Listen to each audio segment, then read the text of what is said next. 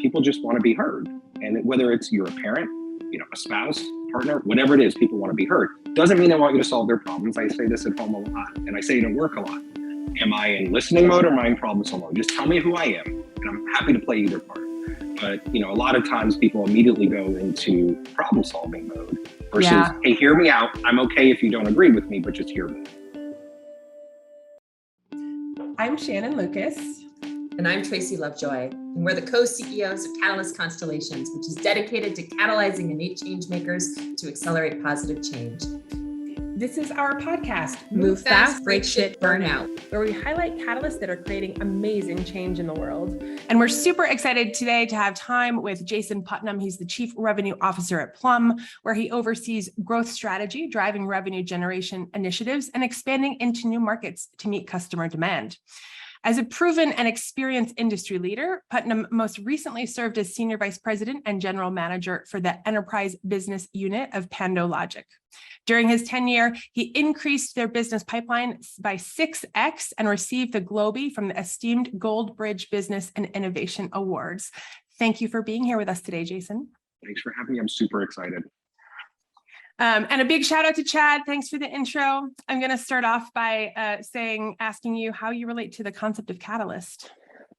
So I'm a big fanboy because I've read the book a bunch of times. So thank you. I think I can answer it a couple of different ways as I look into the distance and think about it. So there's if I was going to teach a class on it, how I would answer it versus if I was going to sit down at a bar with a beer or a cup of coffee. So I'll answer it maybe academically first, from my opinion. One is, it's somebody who sees differently the same thing that everybody else is looking at. Mm-hmm. So, patterns in different ways. So there's a lot of difficulty in kind of seeing through the noise. And that's what I've been able to see an outcome through all that noise. There's the other interesting part of having to not just see the vision or hope that it was going to be true, but gather the data and the feedback, and then being able to interpret that also differently than other people do. And then big thing for me is and I think catalysts are very driven by experimentation. I'm going to try stuff, fail real fast. And that goes for lots of different things. It could be for an initiative, marketing campaign, putting people in new roles. I've always said, if it's something you can do quickly in reverse, just do it. And if it's something that you can't reverse, that's a time you really need to think about it and take your time. I'm sure everyone has said this, but we value action almost over anything. Even drive in the wrong direction, just make sure you're driving. And that has its own set of problems at times. But another big thing for me is even if you're driving the wrong direction, we should really be able to rally people around whatever that big driver is. And in my world, it's really, I'm in the go-to-market world, as you talked about. I want to build, with that, something that's has a moat around it, that's defensible, it's quantifiable, it's scalable, it's sustainable, and kind of what I've learned over the years of being able to do that all in simple language. So that's my academic answer. I think I would have a very different answer if I met you or you two and we're sitting down having a drink. I'm curious, can you do the beer version in 30 seconds? 30 seconds. I was somebody who in my career have always had this hole that I couldn't figure out why it wasn't filled. And because of Chad and Joel, who I'm friends with, read your book, and I'm like, oh, that is not only the affirmation, but it's the diagnosis that I needed. And as I tell you kind of where we're going, in what I'm working on today, that was a big thing. But my best answer I could give you, if we were sitting there, was catalysts tend to be the pioneers. And if you so we're the ones you go, don't know where to go, just walk west and figure stuff out. We're like, yeah, and we just go as fast as we can. And then the problem is, if we just had a whole bunch of settlers, we would get to the West Coast and go, cool, let's go back. Or pioneers. If you have settlers, and that's the thing, surrounding ourselves with these settlers who can help the journeys along the way, because I can't settle, and a lot of the settlers can't be pioneers. So that combination of the two is how I would define it. That's so cool. Yes. And so let's talk about, what are you working on today? What are you catalyzing these days? So in the HR tech space, this is the third company in a row, and I love this space a great deal. So I'm the CRO for a company called Plum. It's Plum.io. And again, we're in the HR technology space. I am brought in to answer your question, typically in companies, like, what are you working on? And we're this amazing 10-year-old company. It's a Canadian company based just outside of Toronto. And They were an amazing product, and it's the best product I've ever represented, but they were a solution looking for a problem, is the way I would define it. So I am brought in to kind of catalyze the message and bring it in and go to market and try all different kinds of things. Ultimately, if you were to ask me academically, we use psychometric data to make sure we're aligning people into a job.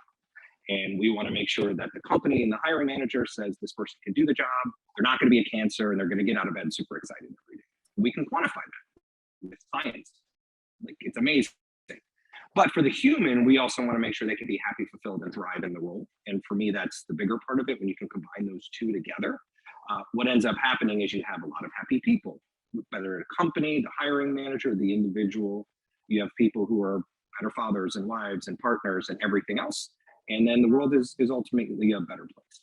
So what an exciting time in the world to be working on that kind of a problem set. I mean, we all know what happened with the great resignation or great reshuffling or whatever you want to call it. I guess I'm curious, like, what challenges are you encountering as you do that, as you're catalyzing that industry? And I don't think it's different for any industry, but catalysts drive a lot of change management. And change management is very hard. Change management is exceptionally hard in the HR space because what HR in general. So HR does its human resources, but it's really been this shift maybe over the last 10 years where it's a lot about compliance too, and change is hard. And what you have is maybe a decade of lag from a technology adoption into our industry.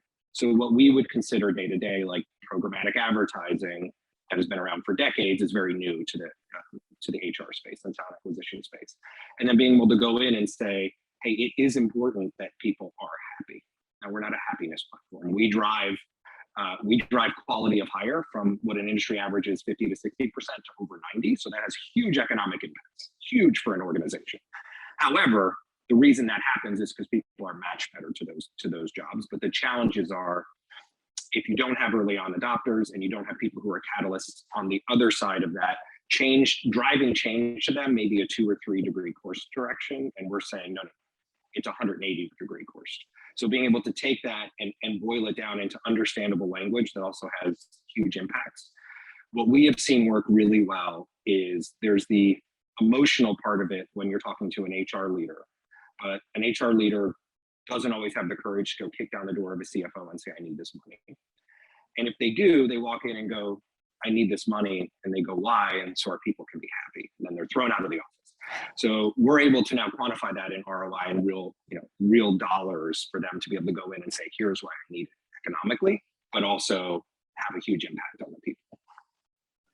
Yeah, it's so important, right? When we're leading change, it's like bringing in the empathy and understanding to understand what each of those different stakeholders needs, what their win is, what their language, what their currencies are, so that you can take them on the journey with you. And I know that the challenge around funds for it's so crazy, because to your point, it really is the organizations, in one of the other podcasts, you're like, an organization is just people. And so the HR people should be the most strategic people in the organization, but they often don't have the funds or the permission, I guess, to bring in that kind of disruption. Yeah. I agree. Yeah, what's really interesting is because it's been an administrative function for so long, and it is treated as such, there's not this, they don't speak the same language as the business. And when you're not speaking the same language of the business, you almost get patted on the head going, okay. So if you can go in and talk about ROI and how the investment is going to impact either from a risk mitigation or driving real revenue, that's the connection we have built. And I think that's the unique thing from a catalyst that I've done almost at every company is, how do you understand all the personas, right? And somebody who's an HR leader wants to be strategic. They don't know how. They haven't been given the tools. So how can we make them be strategic and help them be strategic? And then when they go have that conversation, like in previous companies, I've talked to many, many HR leaders who have done this change, and many of them have won awards for these changes. And it's never internally, and it's never something, or got promoted. It's never something they would have done without somebody grabbing them and saying, hey, let's go do this together. So it's working here, it's worked other places, and I think it's really the right approach. And I love the ability that you have, because you came from a long history of sales and leadership and executive being in the business. And so your ability to translate what the business owners want, who the HR people are theoretically in service of. I heard you talk earlier about, like, it's not the person really that they care about, it's the outcomes that the person will be driving, and you can help them make that connection. Correct. Yeah. What people, I say this a lot, I don't always say it publicly, but everyone will tell you, even if they bring somebody in like me, right? Or you're selling a product to somebody, they're always gonna say, here's what I'm. Most people won't admit what they actually need. Yeah. Right? If you're somebody who wants to lose weight, I've talked about this before, you don't actually need a scale. What you need is, you need workout equipment, you need to go for a walk. So it's not that thing. What you need is what that thing is going to represent. That's right. And that has been missing in this industry for a very long time. I'm curious, you said, as people bring in a person like me, like, how do people experience your catalyticness as a leader? You know, I mean, you're award winning, but I'm guessing maybe as a catalyst exec, there might also be some tension there as you're sort of driving change. There, really, frankly, it depends on the leader who brings me in. And it's gone well and it's not gone well. Yeah. As you can imagine. Because I'm driven by embracing diversity, which is kind of hint of Plum. That's kind of my number one factor. I don't change it. It's who I am. It's who I was born with. And that is DE&I, but it's also, what that means is I want to sit down and hear other people's opinions. If you disagree with me on politics, I don't hate you. I want to sit down and talk to you. If we disagree on it, like, I want to sit down and talk to you. I want everyone to be heard. And then innovation is my number two thing. So I can take all that data and then, catalyze it down into something that makes sense. And my number three is communication. I can then communicate that back. Yeah. Right. So for me, it has, there's always bumps in the road, but I'm able to rally that group as long as the leadership around me is in supportive, the same answer, not what they want, but what the business actually needs. Right. So many businesses say, we just need to sell more customers. Well, that may not actually be what you need. You may be selling to the wrong people or having the wrong product. So to me, that is, again, there's always bumps in the road, but if you're just honest and you listen to people and you hear them out, even if you don't do everything they ask you to do, people want to be heard. And that has been a good thing for me. And it sounds like on the communication part, you've been able to tailor the messages for the organization and other leaders that you're working with. Internally and externally, it's really important. And, I'm always a big fan of kind of being the last person in the room to speak. And what happens is people just want to be heard. And whether it's you're a parent, a spouse, partner, whatever it is, people want to be heard. Doesn't mean they want you to solve their problems. I say this at home a lot, and I say it at work a lot.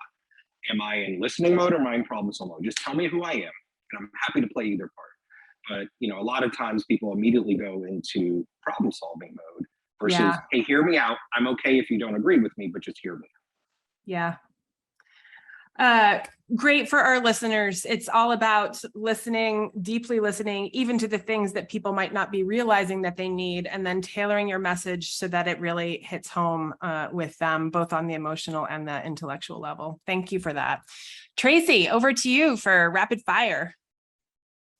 Thank you for that amazing conversation, Jason. I so agree with Shannon's synopsis there, that focus on listening. You make it sound like, well, duh, that's what one does. And yet that is not necessarily a natural catalytic tendency, right? The bias for action can blunt that curiosity in the moment. So it is hard, even though it comes naturally. Like, my drive for action makes me want to go, no, let's just go do this. But it has served me well.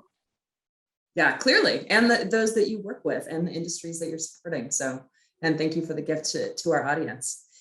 So obviously that's already amazing advice, but I'm going to ask this question more generally anyway. In 2 minutes or less, what actionable nuggets of advice do you have for the catalytic audience? And what do you wish you'd known as you were getting started way back to 20? I thought about this question a lot.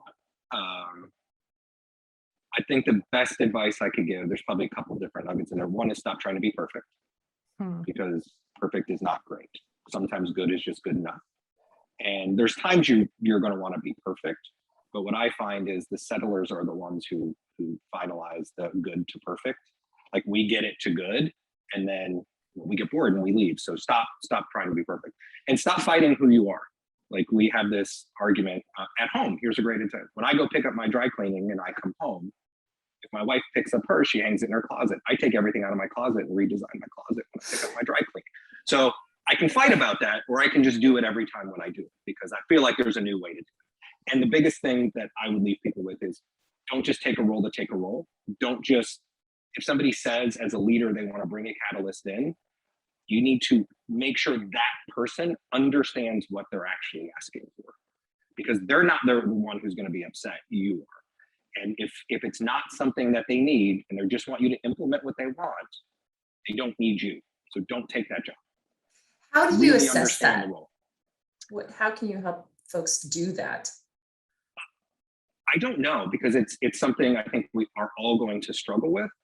I feel like I did it really well here to say, hey, we talked for weeks and weeks. Here's what I do. Here are the things I'm going to do. Are you okay with that? And then I went to the rest of the senior executive team. Here's the things I'm going to do. Are you okay with that? Are you really okay with that? Here's how that may manifest. And really sit down and understand that. And I think everyone will be happier once they understand that. I think that's great advice. You started by like, I don't know, but that's something that Shannon and I see again and again, is that as folks get more comfortable claiming themselves as catalysts, whatever word you choose, right? We're not wedded to you calling yourself that, but being able to say, I'm someone who naturally brings change. I find because so many folks felt so alone in their journey for so long that they've learned to hide that and kind of like, oh, you've invited me. That's great. I'm going to use you as my air cover, but I'm still not going to say it out loud. Yes. There's a ton of imposter syndrome with that. And I was guilty. Like, yeah, I can do it. Like, there's things I'm not good at, and there's things I don't like doing.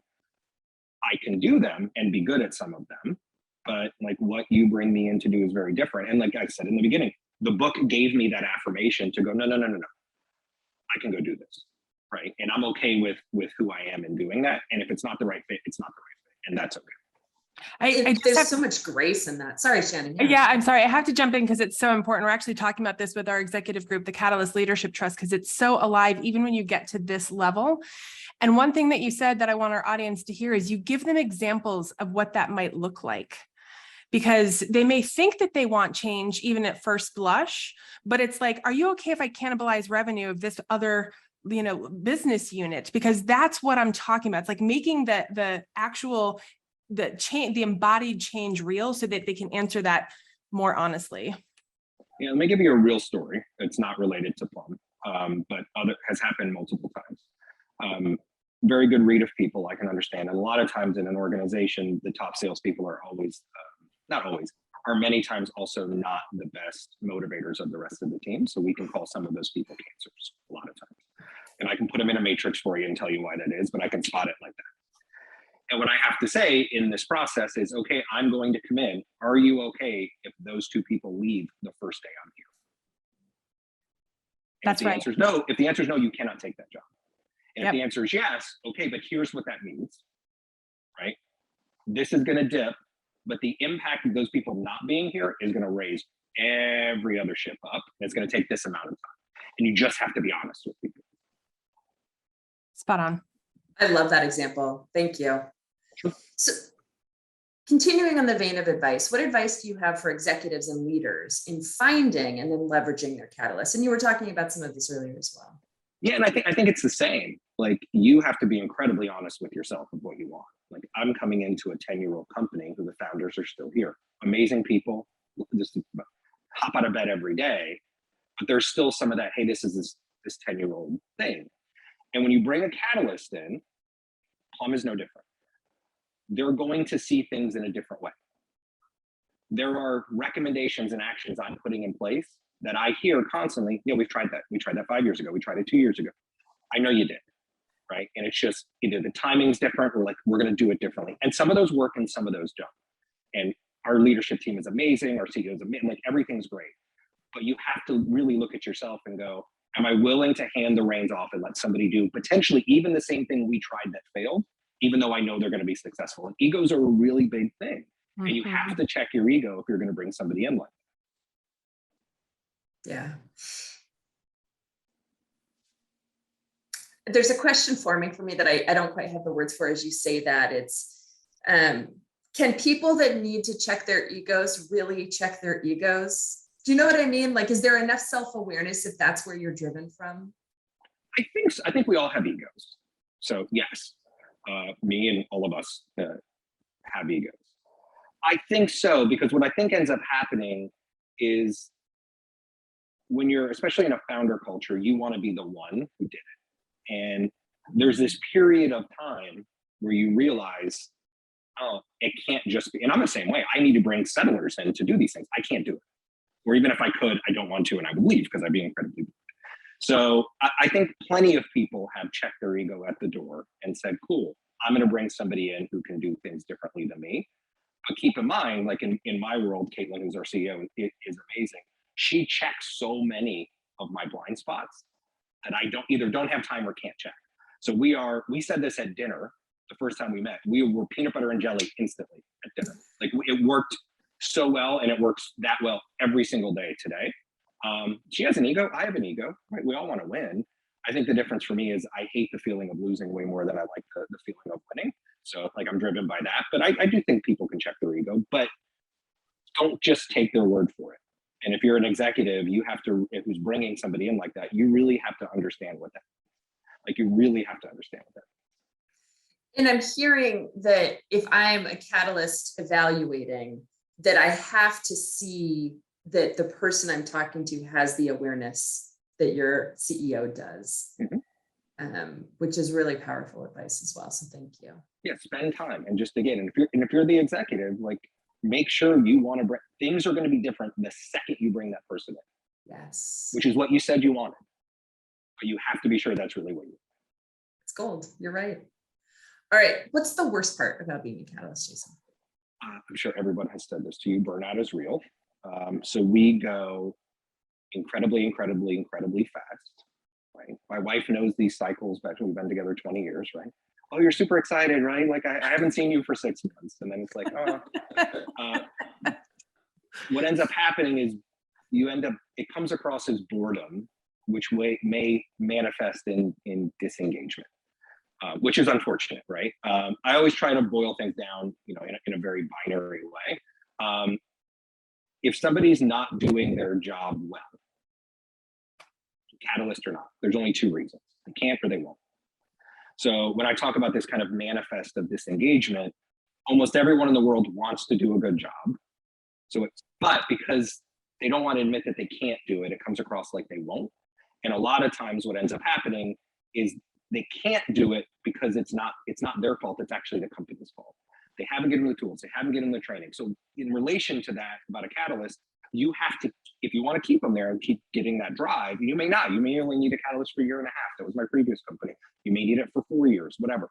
Give them stuff that's going to keep them engaged, or it's going to come across either as they can't or they won't. It's very rarely won't. So you need to just keep that flywheel going for them. If it's a racetrack, like the rabbit has to keep going. Once they catch the rabbit, they're done. It's such an interesting call to action. My mind kind of shifts it a little bit when, so many catalysts talk to us about the resistance that they face as they try to create change. And when I use that same framework you just brought forward of can't or won't, it's a really interesting lens for them to consider the person in front of them, tying back to your earlier words around what does it mean to really listen and to really understand, their motivations. And if you can unlock the answer to the question, if it's a can't or won't moment, that's really powerful. And I'll give one more advice, and maybe it's in relation to all this from a leadership perspective. There's a catalyst. There's a fine line here. Right? I get 42 ideas every day of what I think would be really cool. And I have to go, okay, and I have literally a notebook, and I have page 1 is I'm going to look at it in the next week. Page 2 is I'm going to look at it in the next month. And page 3 is I may never look at it, right? But I had to learn this. Same thing with a leadership. Like if you're managing a catalyst, yes, you want to keep them engaged, but if there's too many shiny objects, right, they're not going to take to ground any of them. So it's this interesting balance. It is worth it on both sides. It is worth it, I promise. But it's this interesting balance. And we may be, in this podcast, we may be scaring people away from hiring catalysts, and I don't want to do that, but it is something you have to understand. Mm-hmm. Agreed. Agreed. Yeah, the managing a catalyst is just as important, right? Especially younger folks who don't have the wisdom that you've accrued over time. All right. What is Did the you just call best me part? old, Tracy? I called you experienced, Thank you. Jason. I appreciate Wise. it. Wise. Because you started working at 12, right? So that makes you 25. Exactly. Isn't that what we learned earlier? Yeah, I went gray at 24. Yeah. Right, exactly. That's what I said. All right. What's the best part about being a catalyst? This is probably not a great answer for somebody who runs revenue and sales, but it's never been about the money for me, ever. The money's a great trophy, and listen, I like nice things like everybody else does. I want to have them, but it's actually, and this sounds a little forced, and it's not for those who know me. I've always had this saying, and I've told interviews when I go in as a catalyst, and you say like, how do people receive you? I care much more about what people are going to say at my eulogy than what my resume or my bank account says. Full stop. And I treat people accordingly, and I would hope I would be treated the same way.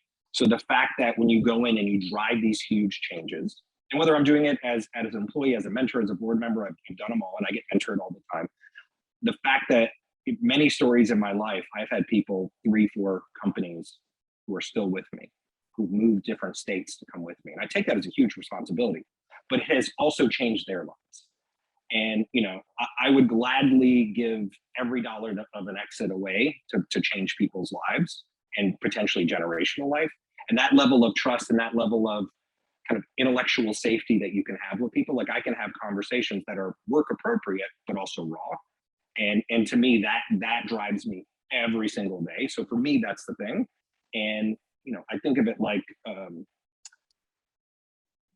almost like chapters in a book. Like if every chapter leads to the next chapter and there's characters involved with you throughout that entire book, like that's a great way to close the book at the end and just be done and look back at that. So that's what drives me. And so what do you imagine will be in your eulogy within that? Because there were a lot of beautiful things there.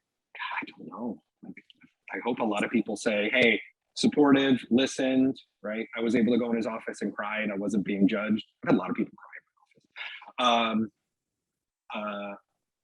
When my youngest daughter was born, my oldest daughter stayed at an employee's house like for a couple days, and like we trusted that. It's like that kind of stuff for me. Or like the fact that I'm going to tell somebody, and this has happened many times, hey, you probably shouldn't work here. Let me tell you why you shouldn't. And it's not because you're not doing a good job. And I tell people this all the time, like, I want to help you in your career. So I wear 2 hats in my role. One is, hey, I'm an executive here. The other one is, if you want it, I'm here to help you in your career. If you want to be a ballerina, I can't help you learn that, but I can support you. If you want to go work in another industry, if you get a dream job tomorrow, I'll be the first one to push you out the door to go take it. So I want people to be able to say, there was trust, there was safety, and there was encouragement. And I got up every day, at least knowing what my job was. And ultimately to me, like I was consistent, treated everybody the same, treated everyone with respect. And what you got is great outcomes out of that. And if that means there's $100 million in the bank or a penny in the bank, I still feel like I won. You started by saying this may not be a great answer, but that is an incredibly deeply touching answer, right? That your legacy is that you saw people, you heard people, you respected people. You are the poster child for the change that we hear you say you want to make in the world. So thank you for living every day in alignment with what you're bringing to us. That's really powerful. Thank you. I'm not perfect, but I try. That's all I can do. All any of us can do. As we wrap up, Jason, any call to action with our listeners? Yes. For any of you who haven't read the book, but you listen, go read it. It really did give me the affirmation I needed. Listened to plenty of the podcasts, not all of them, but I've even made connections with guests you've had on the podcast, which I think is really cool. I've given out the book multiple times to people, which I think is great. The other thing I would say is Plum is really unique, and this is not a self-promotion of Plum. If from a human first perspective, we call it an assessment. You come take it, and it teaches you about yourself and what those innate abilities and talents you were born with. And whether you use that in the job world or not, it's irrelevant. There's this level of self-awareness that I think is really key. It'll let you know what drives you and drains you. And it's not saying you're not good at this thing, but if you did a job that was that all day long, you would hate it. And go find jobs that match up with this part of it for you. So I encourage everybody to take it. One thing I think would be a really interesting test to do is of those who were catalysts, what would be the interesting Venn diagram of some of those? Totally. And maybe it's nothing, which is really cool. And maybe there's a ton of alignment there. So I'll get it over to the two of you. Feel free to share it. It's plum.io.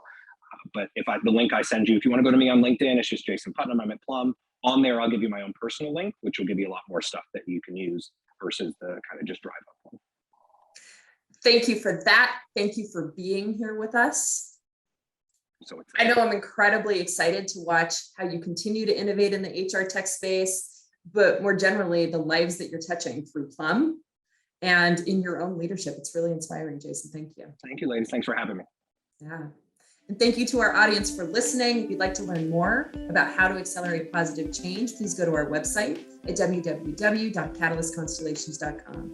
And of course, be sure to check out our book that Jason mentioned, Move Fast, Break Shit, Burnout. And if you have other catalysts in your lives, hit the share button and send the link their way. Thanks again.